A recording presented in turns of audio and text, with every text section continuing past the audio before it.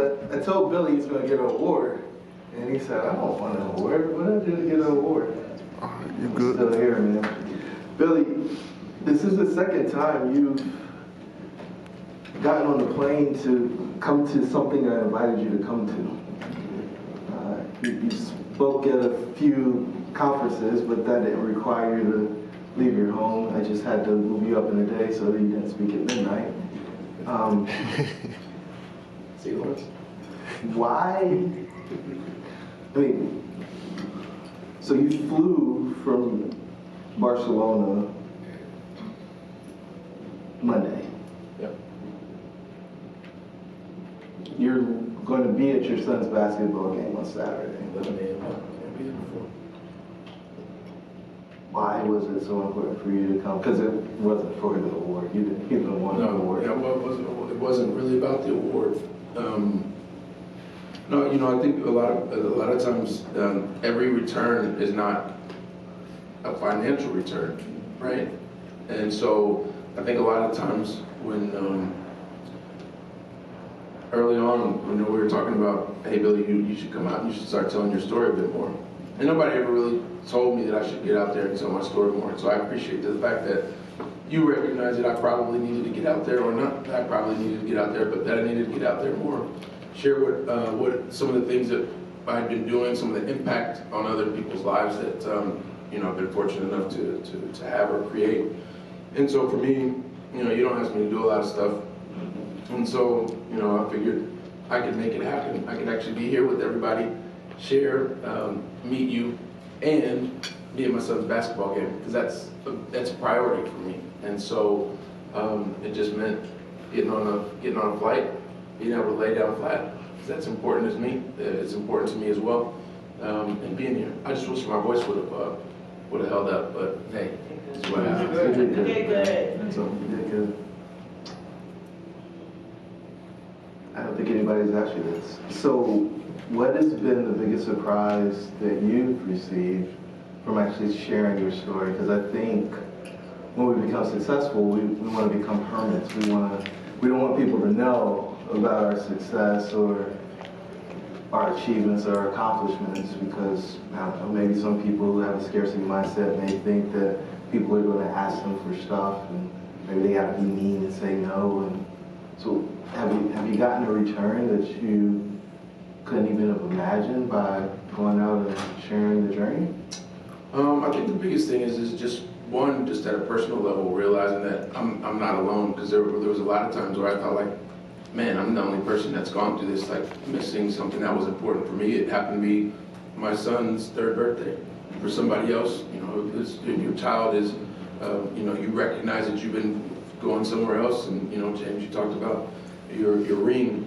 I think it's just a matter of being able to share, recognize that by sharing internally, I'm not alone, but then also maybe somebody else is either thinking about that they're by themselves today, and they recognize that they're not alone, or when they are getting to that point in their journey to say, you know what, is this the business meeting that I go to, or is now the moment that I say, I'm not going to do that because I remember Billy talking about it, or I remember James sharing his story, and to be able to help somebody by paying it forward, by sharing my story, I think it also helps someone else. So it's an internal as well as an external. Hopefully it'll be okay to go here, because I want people to understand what's possible. You threw out about 574, I'm not good at math, but 574,000 was kind of the average investment? Yeah. No, it's the average loss that we've been able to help each one of our investor family members take against their earned income. Against their earned income. That's the average. That's the average, yeah. So, for the people out there who may be interested in raising money, would you be willing to share maybe order of magnitude on the largest amount of money a single person has sent you, and what you think was the key to get them to do that? Yeah, sure. I don't mind sharing. You asked the question. Yeah, but I know you're very. And actually, to go back to the question that you asked earlier, like some certain things are a scarcity mindset.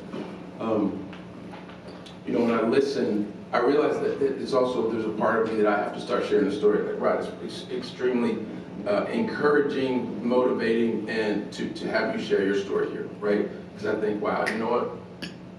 I should help share this story. You asked me a question very similarly a couple of years back.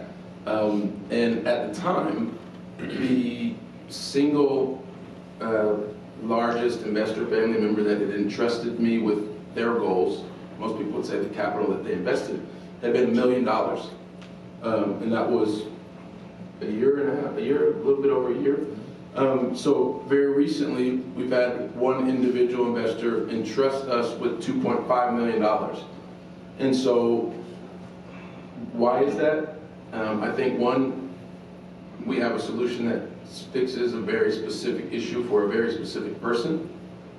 And number two, it's always about, and I can't remember who said it earlier, but it's about being able to ask the questions to understand what is that person's situation, what is that person's issue, and really just trying to help that individual and making it about them, not necessarily about me. So I think it's solving problems and creating a level of trust. I think is probably the biggest thing. What do you think is core to trust? And that'll be the last question I ask you. What do you think is core to trust? Because for most people, they can't imagine sending that much money to somebody else, but it's happening more and more frequently with you. I think it's for me. It's about making it about the person. It's not making it about me, and also calling out the things that are positive and the things that aren't so positive. Like a lot of times, probably early on in my career as a leader, well, probably even before then, I didn't really want to talk about things that were negative. Right? What are the risks? And probably has a lot to do with the fact that I live overseas. So there's the fact that I work and serve high net worth individuals that live in the U.S. and I live overseas. I'm hypersensitive to things about risk. And I do like talking about risk, like calling areas of risk out, just so that that person is aware that I'm not just trying to help them move forward. I want to help walk them through the different feelings and different emotions, and not just for that person, but also for their teams. Because that's a whole nother aspect, right? Now it's not about helping one individual. Many times it is, because that's where the relationship starts.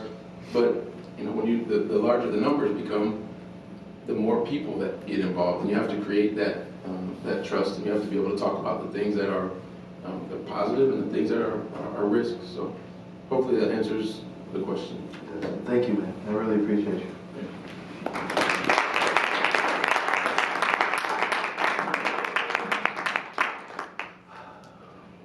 Yep.